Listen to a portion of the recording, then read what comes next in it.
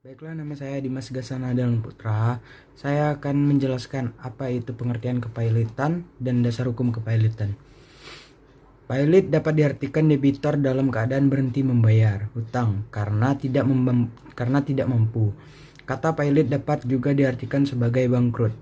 Kata bangkrut sendiri mengandung arti bancaruta, di mana kata tersebut bermaksud memporak-porandakan kursi-kursi. Adapun sejarahnya, mengapa dikatakan demikian adalah karena dahulu suatu peristiwa di mana terdapat seorang debitor yang tidak dapat membayar hutangnya kepada kreditor. Karena marah, sang kreditor mengamuk dan menghancurkan seluruh kursi-kursi yang terdapat di tempat debitor. Menurut Siti Soemarti, Hartono Pailit adalah mogok melakukan pembayaran.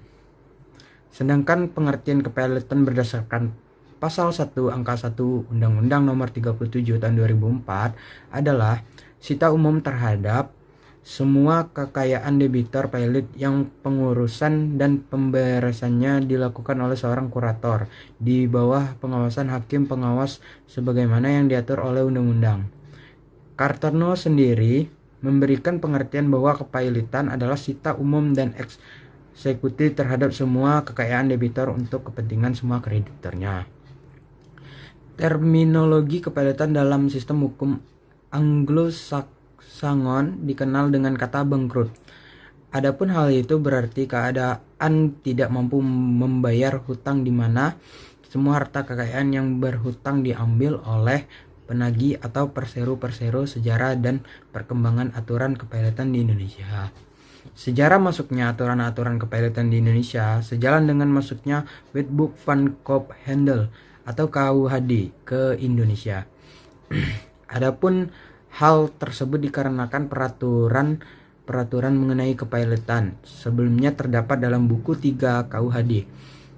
Namun akhirnya aturan tersebut dicabut dari KUHD dan dibentuk aturan kepailitan baru yang berdiri sendiri.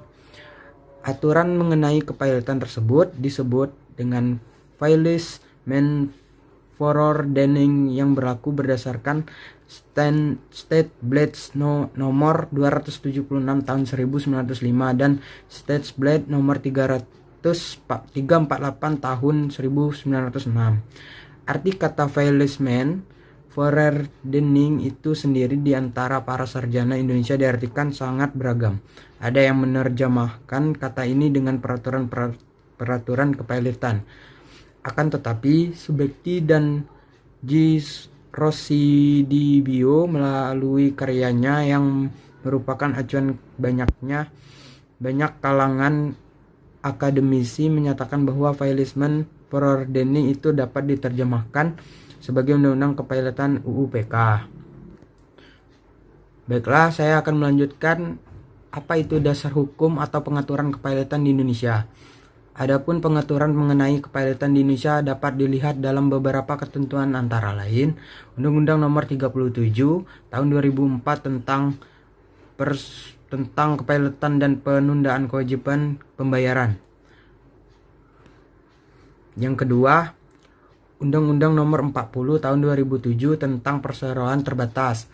Yang ketiga, Undang-Undang Nomor 42 Tahun 1992 tentang jaminan fidusia.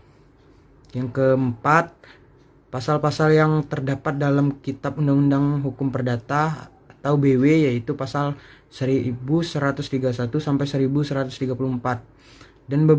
dan yang terakhir dan beberapa undang-undang lainnya yang mengatur mengenai BUMN, Undang-Undang Nomor 19 Tahun 2003 pasar modal, Undang-Undang Nomor 8 Tahun 1995 ya, dan Yayasan Undang-Undang Nomor 16 Tahun 2001 dan Koperasi Undang-Undang Nomor 25 Tahun 1992. Lah, hanya itu saja yang dapat saya sampaikan tentang materi pengertian kepailitan dan dasar hukum kepailitan.